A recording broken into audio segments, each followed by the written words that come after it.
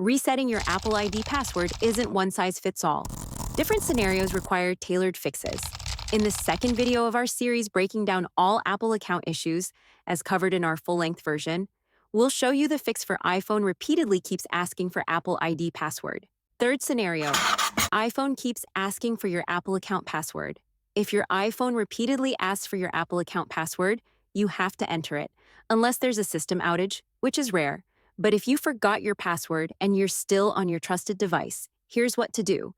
Enter the wrong password 3 times in a row. You'll see a new option. Forgot password? Tap it. The verification process will begin. Enter your trusted phone number when prompted. Then, you'll be asked for your device passcode. You might be prompted to use another verification method, such as verifying your email address linked to your Apple account. If this happens, check your email inbox and follow the instructions provided. Pay close attention here. If you're asked for a passcode, take a moment to check which device it's referring to.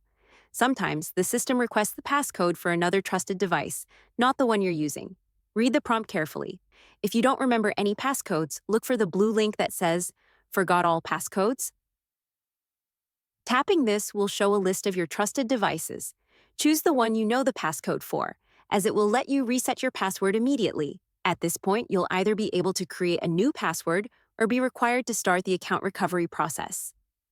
What if you need account recovery? Don't worry, I'll walk you through it in just a moment, including how to shorten the waiting time as much as possible.